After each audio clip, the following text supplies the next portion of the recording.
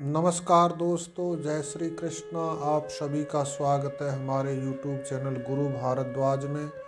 आज मैं आपको बताने जा रहा हूँ नक्षत्रों की सीरीज के चौथे पार्ट्स, चौथे नक्षत्र रोहिणी के बारे में कि रोहिणी नक्षत्र में जन्मे हुए जातक जातकाओं के अंदर क्या खासियत होती हैं, क्या क्वालिटीज़ होती हैं, क्या उनके अंदर खामियां होती हैं यानी वीक पॉइंट्स होते हैं, उनकी वजह से उनके जीवन में क्या कमी आ सकती है, क्या समस्या आ सकती है, उन समस्याओं से क्या सावधानी बरत के या क्या उपाय करके बचा जा सकता है। दोस्तों, यदि आप एस्ट्रोलॉजी के लर्नर हैं, एस्ट्रोलॉजी के बिगनर हैं या एस्ट्रोलॉजी पे आपका फेथ है तो ये वीडियो आपके लिए बहुत इम्पोर्टेंट है। इस वीडियो के अंत तक ज़रूर बने रहिएगा। तो दोस्तों, रोहिणी नक्षत्र का फलादेश समझने के लिए सबसे पहले हमको ये समझना आवश्यक है कि रोहिणी नक्षत्र के जो 4 चरण होते हैं उन चरणों पर अक्षर कौन कौन से आते हैं और रोहिणी नक्षत्र आकाश मंडल में कितने डिग्री से कितने डिग्री तक भोग करता है, रोहिणी नक्षत्र किस राशि के अंतर्गत आता है, उस राशि के स्वामी कौन है और रोहिणी नक्षत्र का देवता कौन है और रोहिणी नक्षत्र के स्वामी कौन है। क्योंकि जब हम इस बात को अच्छी तरीके से समझ लेंगे तो रोहिणी नक्षत्र का फलादेश स्वतः ही निकलकर हमारे सामने आ जाएगा। हमको याद नहीं रखना पड़ेगा उसको, वो स्वतः ही हमारे दिमाग में फिट हो जाएगा। तो दोस्तों, ये जो रोहिणी नक्षत्र है इसके 4 चरण हैं, वो हैं ओ वा वी वू, यानी वा वी वू।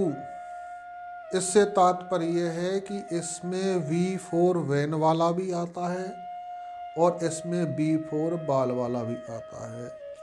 तो ये जो 4 चरण हैं इस रोहिणी नक्षत्र के, चारों के चारों चरण वृषभ राशि में आते हैं और इस नक्षत्र का भोग वृषभ राशि के 10 अंश से वृषभ राशि के ही 23 अंश 20 कला तक भोग करता है ये नक्षत्र। इस राशि, ये जो रोहिणी नक्षत्र का जो राशि है वो वृषभ है और इसके स्वामी शुक्र बनते हैं और इस नक्षत्र के जो देवता हैं वो हैं ब्रह्मा जी। ब्रह्मा जी कौन? प्रकृति के, इस सृष्टि के सृजनकर्ता, इस सृष्टि के क्रिएटर जो हैं वो ब्रह्मा जी हैं और इस नक्षत्र के स्वामी भी शुक्र ही है, यानी राशि स्वामी और नक्षत्र स्वामी दोनों एक ही शुक्र बने हैं। और ये जो नक्षत्र है, ये नक्षत्र चंद्रमा को सबसे प्रिय है। 27 नक्षत्र हैं जिनमें चंद्रमा भ्रमण करता होता है, परंतु इन 27 नक्षत्रों में रोहिणी नक्षत्र से चंद्रमा को विशेष प्रेम है। इसके पीछे एक पौराणिक कथा भी है। हम वैदिक ज्योतिष के ज्योतिषी हैं, जिज्ञासु हैं, तो हमारे लिए इस कथा को समझ लेना, सुन लेना भी आवश्यक है कि ये कथाएं हमारी ज्योतिष में बहुत सहयोगी होती हैं। इन कथाओं में एक ज्योतिषीय मैसेज छुपा होता है। उस मैसेज को समझने के लिए हमको इन कथाओं को भी अवश्य सुन लेना चाहिए या याद रखना चाहिए।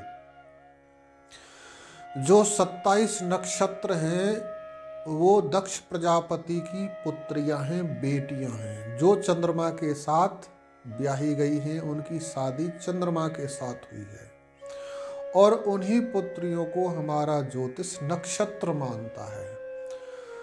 और इन नक्षत्रों में जो चौथे नंबर की जो का नक्षत्र रोहिणी है, यानी चंद्रमा के चौथे नंबर की जो पत्नी रोहिणी है, चंद्रमा का रोहिणी से विशेष प्रेम है प्रेम क्यों है, क्यों होता है? साधारण सी बात है, संसारी जीव कोई भी व्यक्ति उसी से ज़्यादा प्रेम करता है जिसके पास गुण ज़्यादा होते हैं, क्वालिटीज ज़्यादा होती हैं। तो रोहिणी के पास गुण बहुत हैं।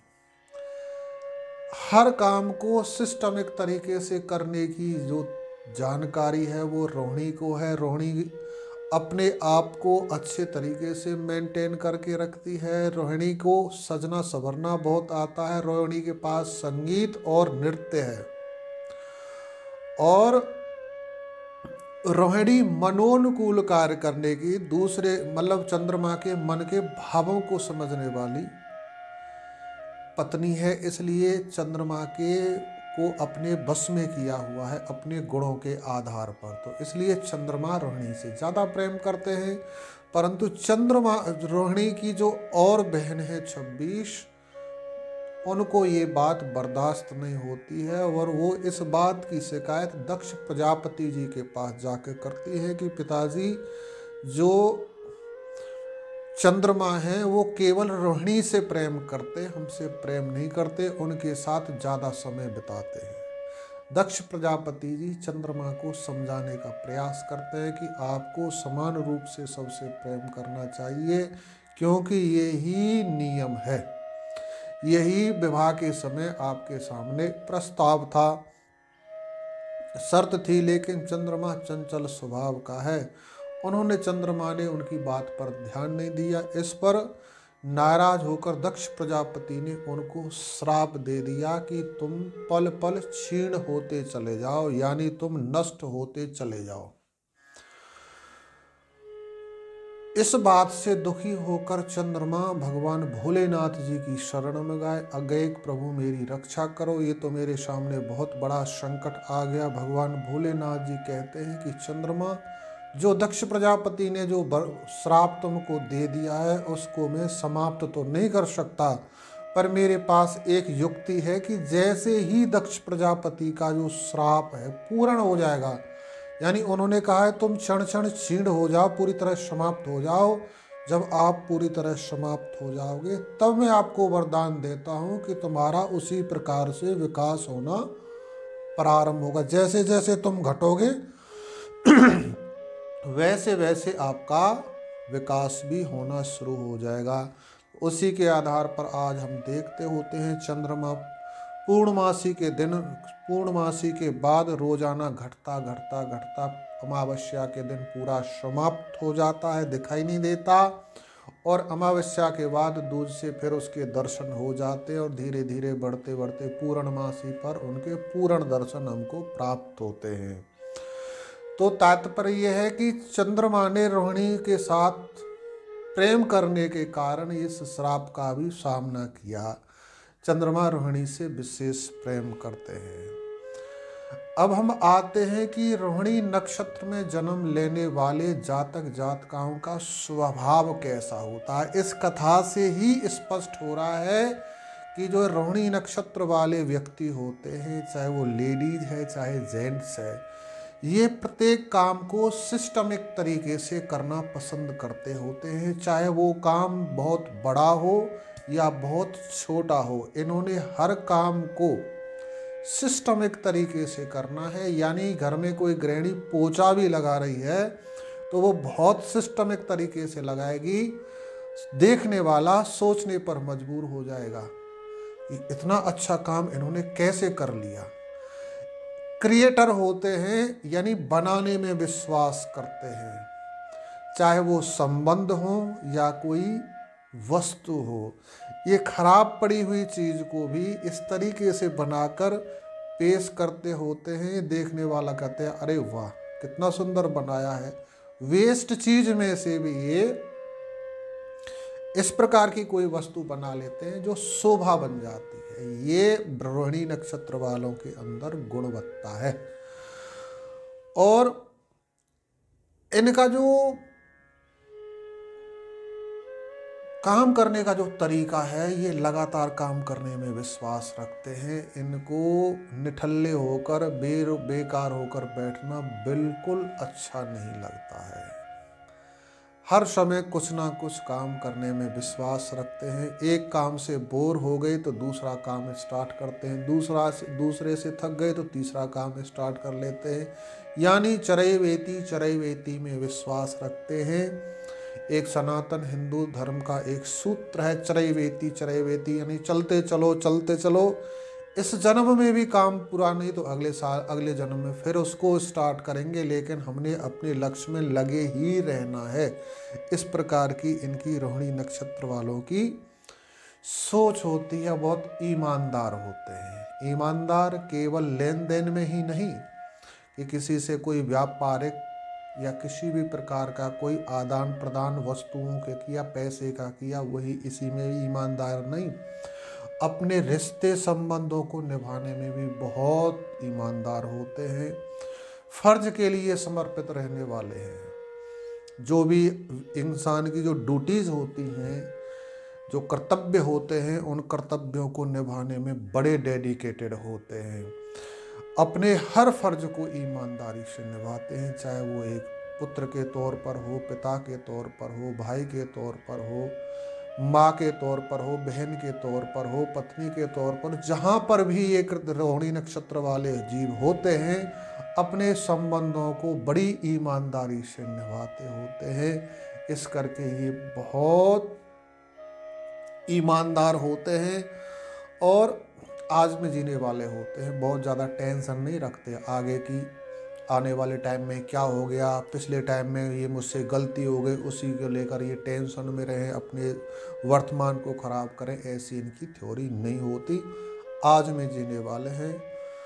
यावत जीवेत सुखम जीवेत ऋणम कृत्वा घृतम पिबेत वाली सोच रखने वाले होते हैं। इसी करके ये प्रसन्न भी रहते हैं और इस प्रसन्नता इनके चेहरे से झलकती होती है और इसी से इनका आकर्षण बढ़ता है। लोग इनको पसंद करते हैं। ये इनकी खासियत होती है। गृहस्थ जीवन में थोड़ा सा इनका तनाव देखा जाता है। यद्यपि बाहर के लोगों से इनके संबंध बहुत अच्छे रहते हैं।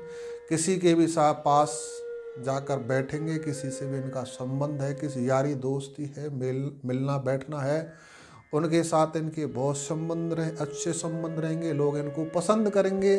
लेकिन घर पर आकर चाहे लेडीज है या जेंट्स है, इनके आपस में गृहस्थ जीवन में हस्बैंड वाइफ के बीच में बहुत ज़्यादा प्रेम नहीं होता, सामंजस्य नहीं होता, क्योंकि इनकी आदत है हर काम को सिस्टमिक तरीके से करने की। चाहे वो लेडीज है या जेंट्स है, किन्हीं छोटी छोटी बातों पर इनके तकरार हो जाया करते हैं। प्राय पर ऐसा भी नहीं है कि इनका संबंध विच्छेद डाइवोर्स हो जाए, ज़्यादा बड़ा कोई कलेश बन जाए, ऐसा भी नहीं है।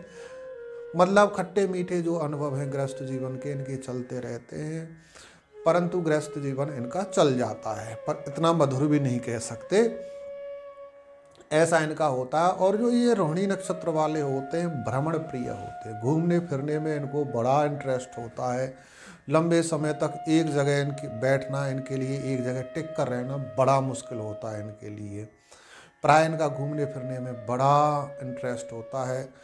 थोड़ी देर बाद इनके मन में उचंग उठती है और किसी न किसी बहाने से ये घूम ही आते हैं। चाहे वो यात्रा छोटी हो या बड़ी हो, या किसी धार्मिक स्थान की हो या किसी पिकनिक स्पॉट की हो, इनको यात्रा करना बहुत अच्छा लगता है, घूमना फिरना बहुत अच्छा लगता है। ये रोहिणी नक्षत्र वालों का एक विशेष गुण होता है। इनके शरीर की स्ट्रक्चर की बात करें तो इनका जो शारीरिक स्ट्रक्चर है, ये कंप्लीट बैलेंस्ड होता है।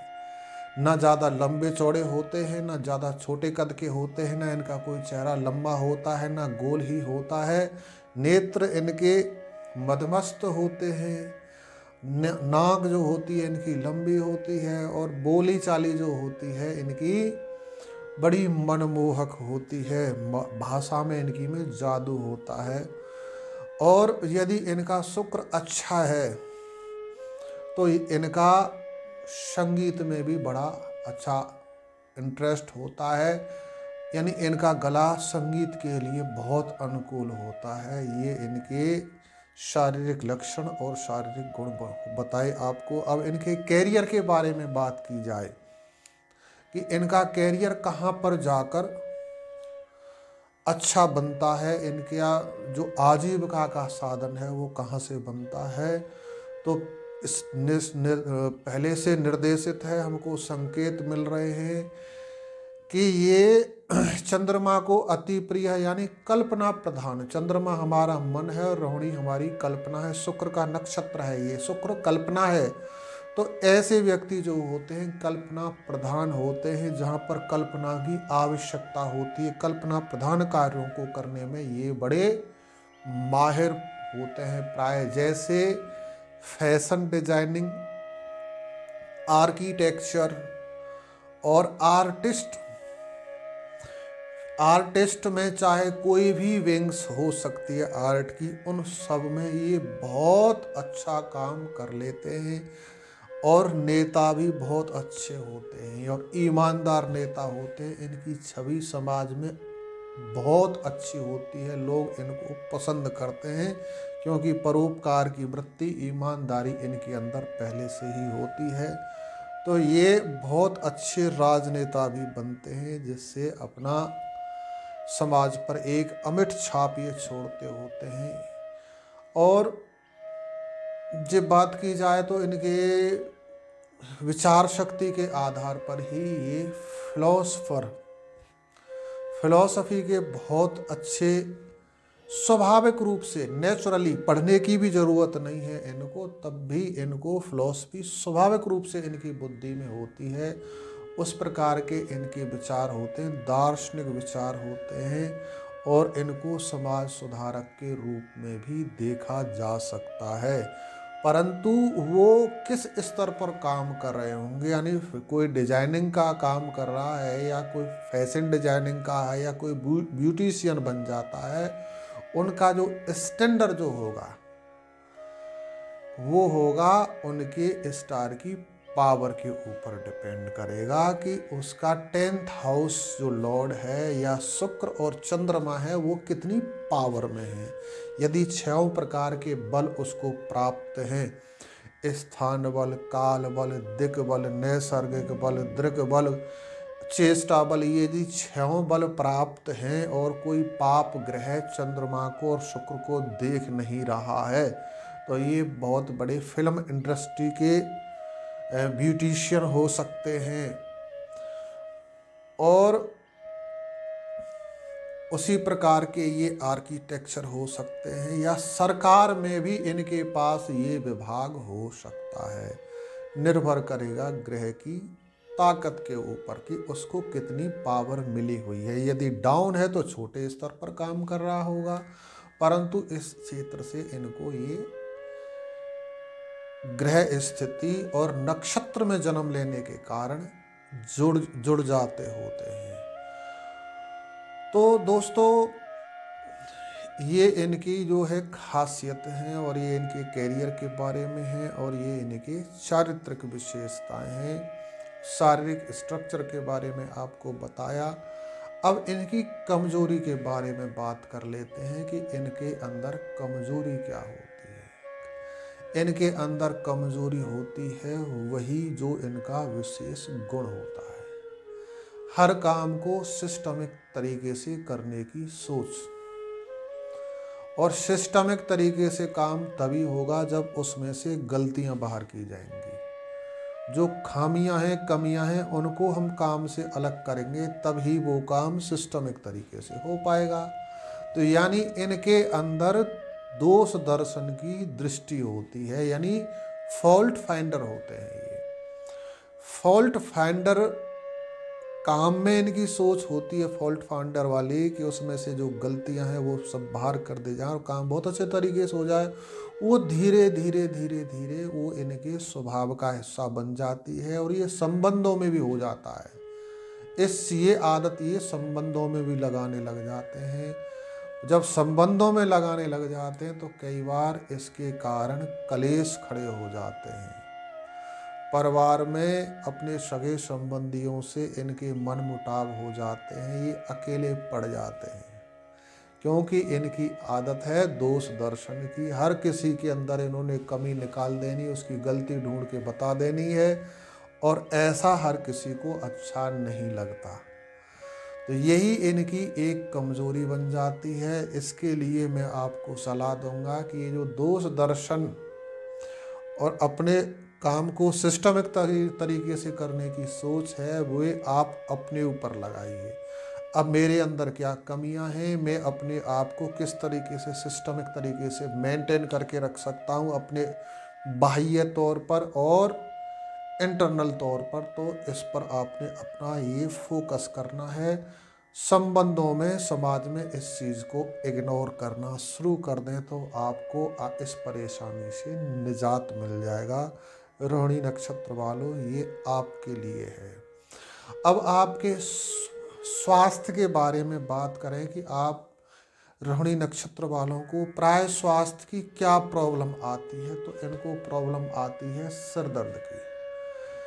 किसी छोटे से बहाने के कारण इनको सिर दर्द होने लग जाता है। सफ़र में तनाव के कारण, जाम में फंसने के कारण इनका सिर दर्द होने लग जाता है। ऋतु परिवर्तन की वजह से होने लग जाता है। खान पीन में थोड़ी कोई अनबैलेंस हो गया, उसकी वजह से इनका सिर दर्द होने लग जाता है।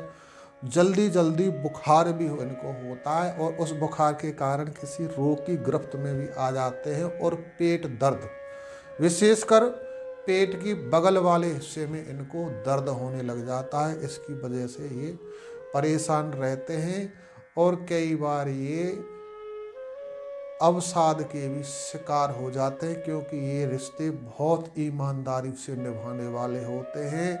और जब कोई रिश्ते ईमानदारी से निभाता है और सामने वाला उस बात को नहीं समझ पाता है या इनको चोट लगती है, तो ये उसमें अवसाद में चले जाते हैं और बात बात पर रोना आने लग जाता है। ऐसी स्थिति रोहिणी नक्षत्र वालों की देखी जाती है, क्योंकि ये ईमानदार और भावना प्रधान होते हैं। तो इस पर भी आपको नियंत्रण रखना है।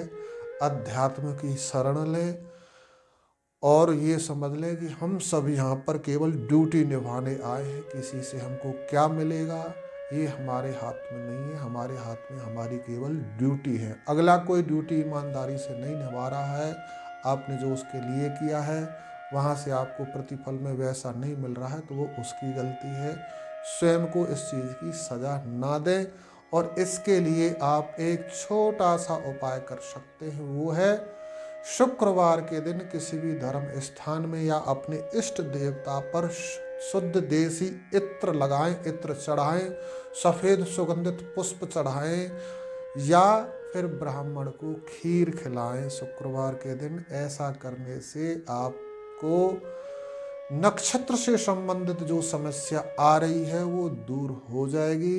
तो दोस्तों, हम ऐसे ही टॉपिक लेकर आपके सामने आते रहेंगे, जिससे आपकी एस्ट्रोलॉजिक नॉलेज प्लस होती रहेगी। तो यदि अभी तक भी आपने हमारे चैनल को सब्सक्राइब नहीं किया है तो इस चैनल को सब्सक्राइब ज़रूर कर लें। और यदि ये वीडियो आपको अच्छा लगता है तो इस पर लाइक, कमेंट, शेयर करना बिल्कुल भी ना भूलें। आपने वीडियो को अंत तक देखा, इसके लिए आपका बहुत बहुत धन्यवाद। जय श्री कृष्ण।